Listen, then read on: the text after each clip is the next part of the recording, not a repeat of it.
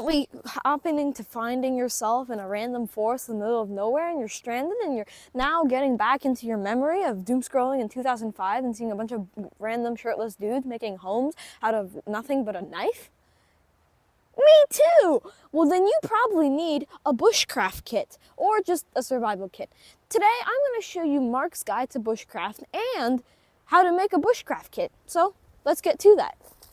What you're probably going to need is one of these. You don't actually need to buy one, you can just make one. So here are the main tools you're going to need. So first, when we open it up, you're going to see a few things. First, clippers. These are great for putting on, taking off leaves when you're skinning stuff, and also just taking off really easy twigs. Then, this is probably arguably the most important thingy in a bushcraft kit.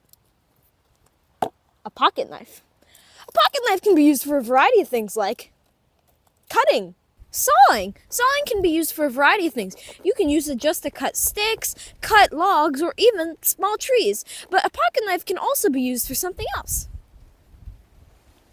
Skinning. You can use a pocket knife to skin anything, like sticks, wood, or even, like I said before, a small tree. But not only can you skin with a pocket knife, you can carve, and you can carve a very large variety of things. In total, pocket knives are an incredibly good device that everyone really needs that likes bushcraft. But although all you really need is a saw and maybe a small kitchen knife in your pocket knife, there can be a lot of other things that usually come with other things. My personal recommendation for a good pocket knife is Swiss Army, which I'm not currently using right now because I don't have one, and they cost $30, but they'll cost you an entire lifetime. But there are also another handful of tools that bushcrafters should use. For example, one of a much other more useful string is quite simple. String. You should have at least some fishing line or maybe even bungee cord. Any type of string is fine, and it's great for tying things up, making mallets, and other very useful tools.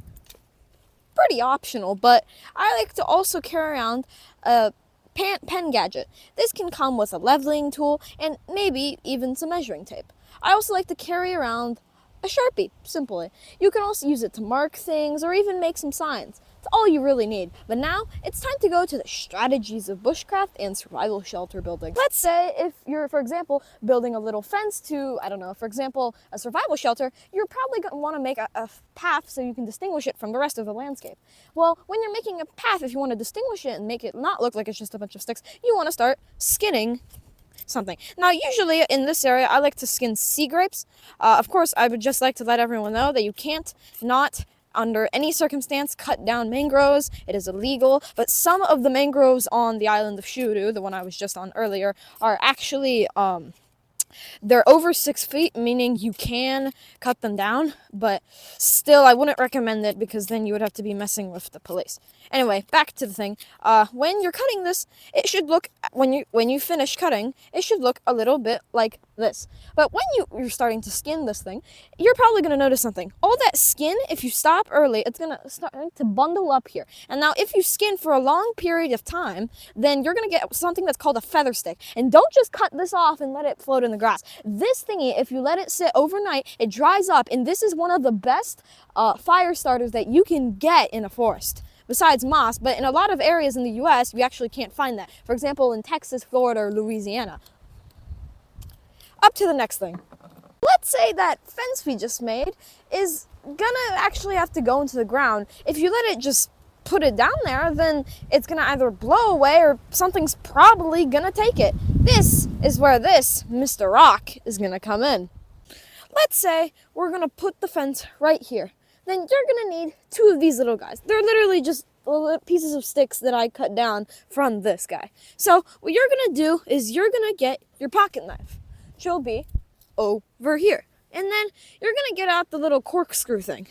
And you're gonna start digging a little teeny tiny hole in the ground. This will act like a little foundation for these guys.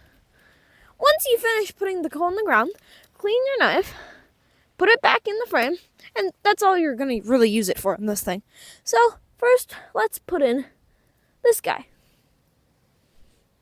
This will be his frame, and now, get your rock, position it, and start putting it in. If you position it correctly, this should not take much longer than maybe a minute. And this specific one, actually quite easy.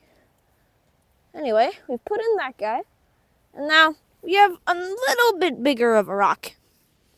Now, I'm going to find where that hole was. Now, start clambering again. Of course, this is pretty soft soil, so it might take a little bit longer in a real forest. But if you've done that and you keep clambering, look at that. And now, as an extra, you can tie these together, but in my opinion, it's not that necessary. Now, with that, this thing is not going anywhere, and you can finish building your path. Not only can you use this little peg technique for making fences, you can also use it for anything from a fence to a house. You can build an entire hut using pegs, and this is a very important skill to have. If you're building a house, though, like these little posts right here, then you're probably going to want to sharpen the bottom. As you can see right here, this is going to be the foundation for a little hut, which we haven't exactly built yet. But this is our path now. Now, all we have to do is just pour down some rocks. But here's pretty much a summary of what we did today. You're probably wondering, Mark, why are you doing all this bushcraft all of a sudden? Well, that entire island, Shudu, which we haven't decided which nation it's going to be a part of, we're pretty much going to be, in this series, we're going to be trying to build a village. And then eventually a town, and then maybe a little hamlet. But eventually turn the entire island, everything that you've seen a clip of in this video, into its own island nation. If you want to see more content like this, follow for more. Bye.